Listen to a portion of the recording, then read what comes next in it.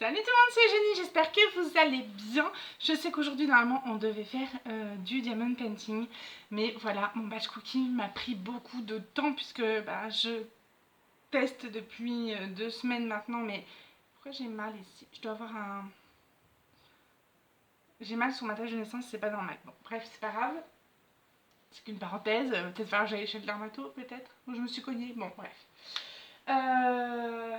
Eugénie, focus, concentre-toi. Donc, mon batch cooking m'a pris énormément de temps. En fait, vu que je débute entre guillemets dans le batch cooking, j'ai déjà fait plusieurs tests, mais c'est pas encore hyper concluant. Du coup, je perds beaucoup de temps. Je m'organise pas encore à 100% de ce que je devrais m'organiser.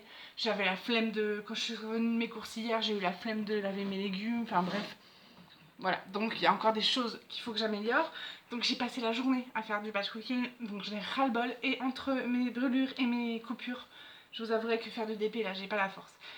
On va entamer un sujet par contre qui m'intéresse et qui me tient à cœur, parce que ça a été une planche de salut pour moi, franchement, quand j'ai découvert ça. On va parler de l'hypnose pour dormir. Donc prenez-vous une petite tisane, un plaid tout doux et un bon petit coussin. Installez-vous, je prends ma douche et je reprends. Oh, que ça fait du bien quand ça vient. Prendre des douches, ça fait du bien. J'ai donc enfilé ma plus confortable tenue de nuit possible, puisque je suis en période bénie que les femmes adorent. Je crois que je me suis fait piquer par un moustique pile sur ma tâche de naissance. Il faut que je vérifie ça dans les jours qui viennent, parce que si jamais, on va faire une parenthèse vite là-dessus. Si, vu que c'est un problème de la dermato, en fait, si ça évolue, on m'a toujours dit de bien observer ma tâche de naissance pour voir si ça évolue dans un sens ou dans un autre. Il faut que j'hésite pas à aller voir tout de suite un dermato. Donc il faudra que j'observe si... Parce que ça me pique pas si vous voulez, mais on dirait qu'il y a une espèce de... Bon bref, on verra ça.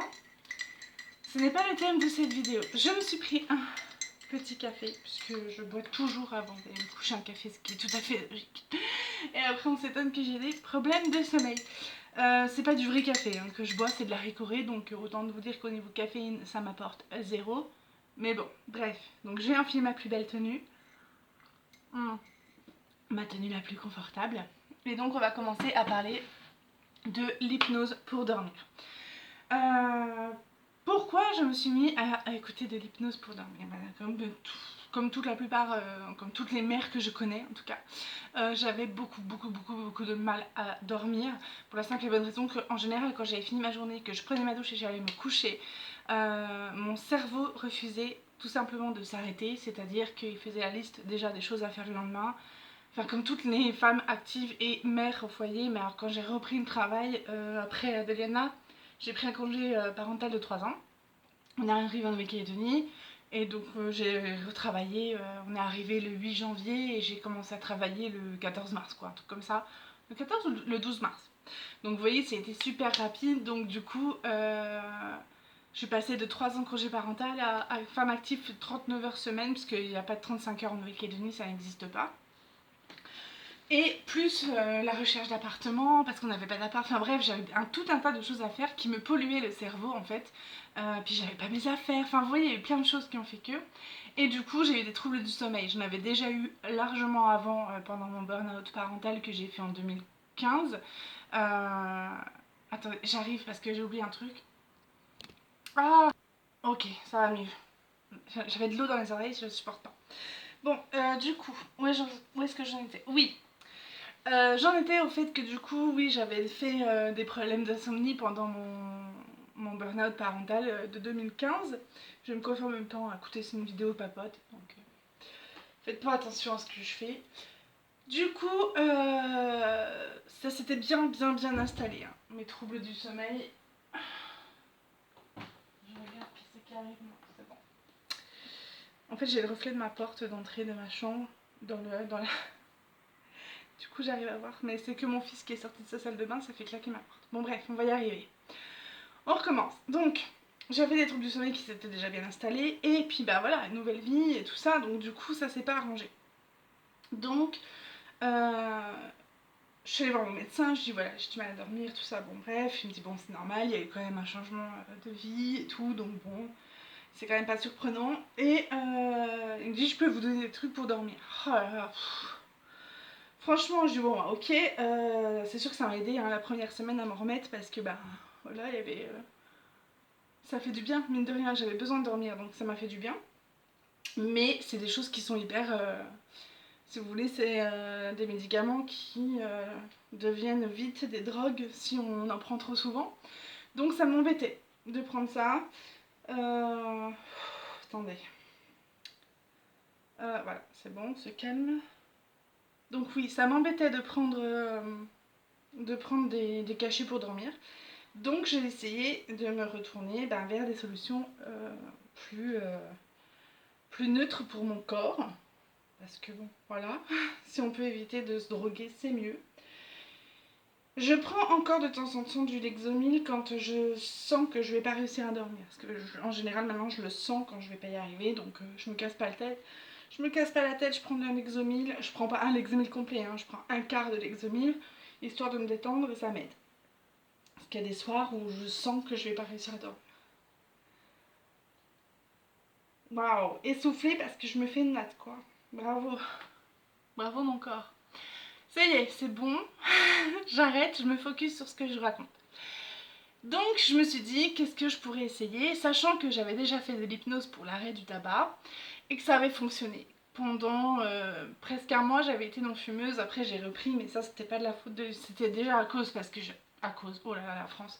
C'était déjà de ma faute parce que j'avais pas été faire ma deuxième séance d'hypnose, donc du coup forcément ça n'avait pas bien ancré le message dans mon cerveau. Comme quoi j'étais non fumeuse et en plus de ça je vivais une période compliquée, donc bref. Ça c'est aussi l'excuse, hein. La période compliquée on en vit tous et c'est pas pour autant qu'on se drogue, qu'on fume plus ou bref. Du coup j'avais arrêté pendant un mois de fumer grâce à l'hypnose, donc je savais que j'étais un peu sujette à ça. Que je pouvais me laisser en tout cas hypnotiser, ouais voilà on va dire ça comme ça. Donc depuis plus d'un an maintenant, j'écoute de l'hypnose pour m'endormir. La première chose que j'ai cherché, c'est une voix qui me calmait. Parce qu'alors, des vidéos d'hypnose pour dormir sur YouTube, il y en a des tonnes et des milliards. Mais il y a certaines, je ne peux pas les prendre parce que je supporte pas la voix de la personne. Et si c'est pas la voix qui me pose un problème, c'est la façon de parler. On a tous des manières de parler. Moi, je parle parfois très très vite. J'ai parfois des tics de langage. On en a tous. Ça se voit d'autant plus quand on se filme parce que du coup on n'entend que ça et on ne voit que ça, du genre les tics genre du coup nanana nanana, voilà, il y en a beaucoup qui font ce bruit. Je l'ai fait pendant très longtemps, maintenant j'essaie de me contenir quand je vous parle mais des fois il ressort, hein. Voilà. On a tous des tics de langage, donc les personnes qui font des vidéos d'hypnose sur YouTube ont elles aussi des tics de langage, ce qui est tout à fait normal. Et on a tous une perception des voix qui est différente et il y a des voix qui nous agacent plus que d'autres. Il y en a qui ne me supportent pas de m'entendre parler, il y en a qui trouvent que j'ai une voix apaisante. Enfin vraiment ça c'est très personnel. Donc moi je sais que j'ai trouvé la chaîne Bulle de Légèreté. C'est une chaîne et Catherine Paquet. La chaîne de Catherine Paquet aussi, voilà, ce sont les deux que je supporte, ce sont des voix féminines toutes les deux. J'ai trouvé un seul homme que je supporte mais avec difficulté, donc du coup je dis c'est pas l'objectif de galérer, de me forcer à faire quelque chose, à écouter une voix qui m'apporte pas une sensation de détente, parce que mon but c'est quand même de m'endormir. Donc j'ai été sur la chaîne de Catherine Paquet et donc de Bulle de Légèreté. Et j'ai trouvé des vidéos qui m'ont parlé. Parce que donc elles ont plusieurs vidéos, elles n'ont pas que de l'hypnose pour dormir, mais elles ont de l'hypnose pour le stress, pour plein de choses. Et je crois que c'est dans Bulle de Légèreté, il me semble, ou c'est Catherine Paquet, je sais plus. L'une des deux, en fait, l'hypnose va être en fonction de ce que vous avez envie. Donc genre, il y en a une, c'est balade au bord de mer, donc elle vous dit vous êtes sur une plage, etc. L'autre, c'est... je sais plus c'est quelle chaîne, je crois que c'est la chaîne de Catherine Paquet qui est comme ça. C'est voyage jusqu'à la lune et du coup vous vous laissez transporter vers la lune, etc. pour vous faire votre hypnose.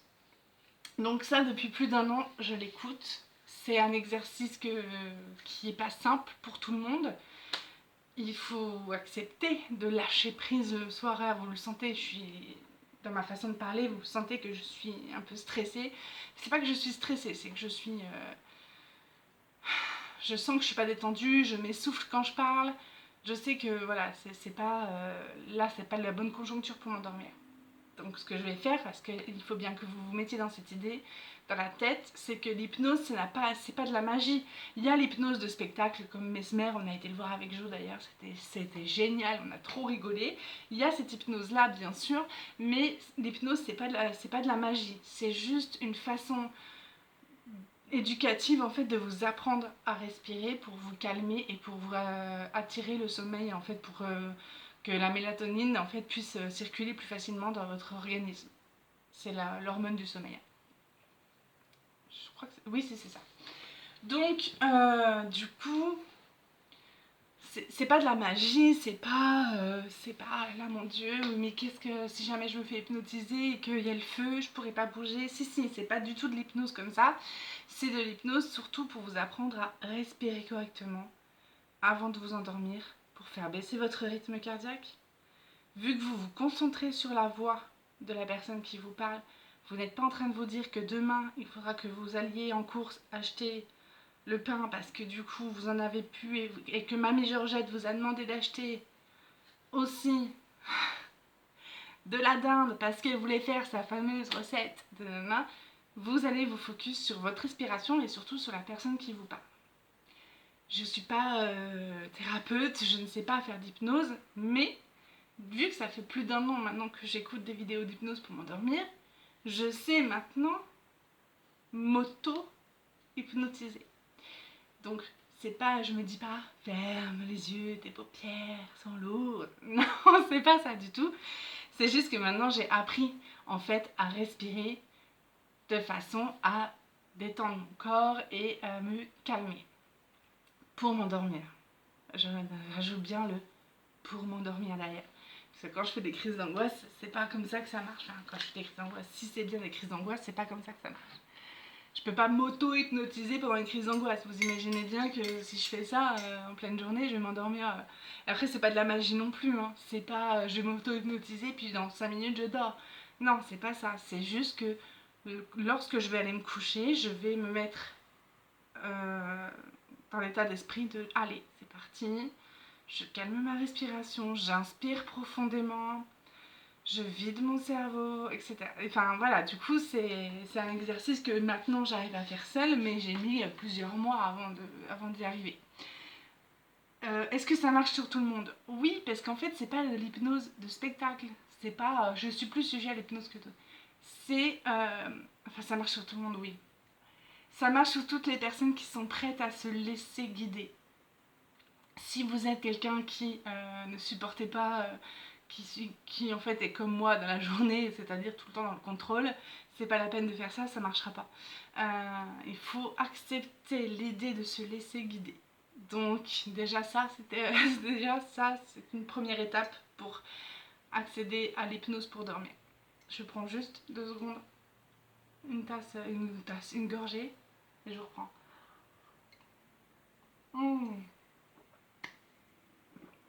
Je me rends compte que je parle super vite en fait. Hein. Je sais pas comment ça se fait, pourtant j'étais zen. Enfin non, après j'étais pas zen toute la journée, mais bon. J'étais pas non plus dans l'angoisse, hein. J'ai cuisiné, ça va. Et la pire, ça sentait tellement bon dans la maison. C'est interlude, c'est la pub là. Du coup voilà. Ça fait du bien. Ok, du coup, reprenons. La pause est finie. Donc, comme je vous le disais, il faut accepter l'idée de se laisser guider vers le sommeil. Déjà ça, donc ça veut dire un certain lâcher prise. Donc une fois que ça y est, vous êtes ok avec ça, pardon, mais je vais pas y arriver aujourd'hui. Ok. Une fois que vous êtes ok sur le fait de vous laisser guider vers le sommeil, il va falloir apprendre à vous focus sur une seule et même chose pendant quelques minutes, et c'est plus dur qu'il n'y paraît, parce qu'en plus de ça, on a tendance à se dire il faut que je me concentre, il faut que je me concentre, il faut que j'écoute, il faut que j'écoute, il faut que j'écoute. Et du coup, en fait, on bloque tout parce qu'on est en train de se dire il faut que. Il n'y a pas de il faut que. Avec l'hypnose, il faut se laisser aller, certes, mais si pendant qu'elle est en train de me dire vous êtes allongé au bord de la plage, vous entendez le bruit des vagues, etc. Je suis en train de me dire, oh là là, t'as vu aujourd'hui, j'ai pensé à ça et nanana. C'est normal, c'est normal que nos esprits, que nos pensées en fait viennent. C'est normal que même pendant une hypnose, c'est tout à fait normal. C'est pas un échec en soi si jamais pendant l'hypnose vous êtes en train de vous dire oh, demain faudra pas que je... C'est normal en fait, c'est tout à fait logique. Et c'est tout à fait commun en fait. C'est normal, moi ça m'a pris des semaines et des semaines avant de réussir vraiment à faire le vide. Et il y a encore maintenant des fois où c'est pas possible quoi. Je suis trop énervée de ma journée ou je suis trop excitée de quelque chose le lendemain. Du coup j'arrive pas encore à vider mon cerveau à 100%. Et de toute façon ce n'est pas possible, j'ai envie de dire, sauf pour les moines tibétains qui eux voilà ont des années et des années de pratique dans l'hypnose et dans la méditation, parce que je rapproche beaucoup l'hypnose avec la méditation, ça c'est une certitude. Après ces deux formes, pour moi l'hypnose et la méditation c'est quasiment la même chose, puisque de toute façon je la fais sur moi-même, donc ouais, pour moi c'est quasiment la même chose. Maintenant, si jamais ça vous intéresse, que vous avez des troubles du sommeil et que vraiment vous galérez et que vous en pouvez plus et que vous voulez tenter l'hypnose pour vous endormir, je vous invite à fouiller sur YouTube. Il y en a vraiment énormément, de prendre le temps de trouver la bonne vidéo, la bonne personne, la bonne intonation, ouais c'est ça, la bonne vidéo pour vous, de vous l'enregistrer dans votre liste de vidéos à regarder pour plus tard, ou bref, ou de vous créer carrément, moi j'avais carrément créé une liste morning routine, donc créez-vous une playlist comme ça. Et si ça peut vous aider, moi à côté de mon lit j'ai toujours mon calepin en fait, mon calepin avec un stylo, et c'est le même, c'est le stylo ATP. Et en fait, quand le soir je suis trop là, je sais que ce soir, même si je fais de l'hypnose, ça va pas marcher. Je sens que je suis trop tendue. Après, j'ai les hormones qui jouent, donc il faut prendre ça en compte aussi. Et que j'ai trop d'idées dans la tête et qu'il y a trop de choses qui me viennent à la tête, c'est pas grave. Je m'arrête, j'ouvre mon calepin et je note. Donc par exemple, si ça fait 8 fois que je suis en train de me dire oh, demain faut pas que j'oublie de faire ça. Demain faut que j'aille retirer de l'argent pour faire ça. Stop. Là t'es parti trop loin, tu t'arrêtes, tu prends ton calepin, tu notes, retrait d'argent pour demain, tu fermes ton livre, tu le reposes à sa place et tu dors. En fait, si vous voulez, le fait d'avoir noté sur votre cahier, alors je sais que ça peut paraître complètement con, hein, il y en a pour qui vont dire ça, ils vont entendre ça, ils vont dire non mais c'est n'importe quoi. Sauf que moi ça fonctionne comme ça, donc peut-être que sur vous ça fonctionnera pas, mais essayez quand même. En fait, la plupart du temps c'est pour les femmes, mais certains hommes aussi sont comme ça. On a ce qu'on appelle la charge mentale, donc du coup c'est par exemple le fait de savoir que cette année les enfants auront 4 vaccins à faire, que la facture à payer, que voilà il y a l'abonnement biannuel qui va être fait, qui va être reconduit en juin si j'oublie d'envoyer un courrier, tout ça, ce sont tout un tas d'informations que on garde en soi pour les traiter en fait, tout simplement. Genre, il faut pas que j'oublie que la semaine-ci on est en semaine A et que du coup les poubelles elles passent le mardi et le jeudi. Donc du coup ça veut dire que lundi soir il faut que j'envoie Jo ou moi, non, gérer moi-même. En fait c'est toutes ces petites tâches débiles qu'on se garde au coin de la tête qui reviennent le soir quand on va se coucher. Oh, ma déclaration d'impôt. Moi j'y pense parce que c'est au mois de mai là. Donc du coup, je suis en train de me dire, il faut pas que j'oublie demain de demander à Jo de me sortir sa fiche de paye de nanana. Ça si je le garde dans ma tête. Elle va arriver forcément le soir quand je vais me coucher. Je dis, oh, putain les impôts j'ai encore oublié. Non. Donc je le note. Ce qui fait que dans ma tête, ça y est, c'est net effacé puisque je l'ai noté. Moi j'ai mon agenda, je ne peux plus vivre sans mon agenda. Non seulement j'y note mes dépenses du jour, je note tout dans mon agenda. Je note mes dépenses, je note mon poids, je note les choses à faire, je note les... C'est ma vie, mon agenda. Je note absolument tout dans mon agenda. Du coup, j'ai pas envie d'avoir mon agenda à côté de mon lit, tout simplement parce que j'en ai besoin sur moi tout le temps quand je suis au travail et tout ça, donc il est H24 dans mon sac à main. Du coup j'ai mon petit calepin là qui me permet de noter ces infos là. Et moi une fois que c'est noté dans mon calepin, une fois que ça y est, c'est bon, c'est noté dans mon agenda, c'est fait. Je barre ça de ma tête. Enfin vraiment je vide ma tête sur du papier. C'est comme les cauchemars. Je sais pas si vos mamans vous disaient ça, mais moi quand j'étais petite, ma mère me disait toujours quand tu fais des cauchemars, écris-les et ensuite jette le papier à la poubelle ou aux toilettes ou brûle-le. Comme ça le cauchemar il part de ta tête. Et du coup c'est vrai quand on y réfléchit. Toutes ces petites tâches du genre, j'en sais rien moi, qu'est-ce que je vais vous dire. N'oublie pas de prendre rendez-vous chez le dentiste pour, je vais dire n'importe quel prénom de votre enfant, prendre rendez-vous pour Pierre chez le dentiste pour mois de mai. Et bien tout ce genre de petits trucs, ça vous pollue le cerveau. Et si vous ne les notez pas quelque part, à un moment donné, ils reviennent vous hanter le soir. Et c'est pour ça que vous n'arrivez pas à dormir, parce que vous faites votre liste mentale tout le temps, vous êtes en train de faire votre liste.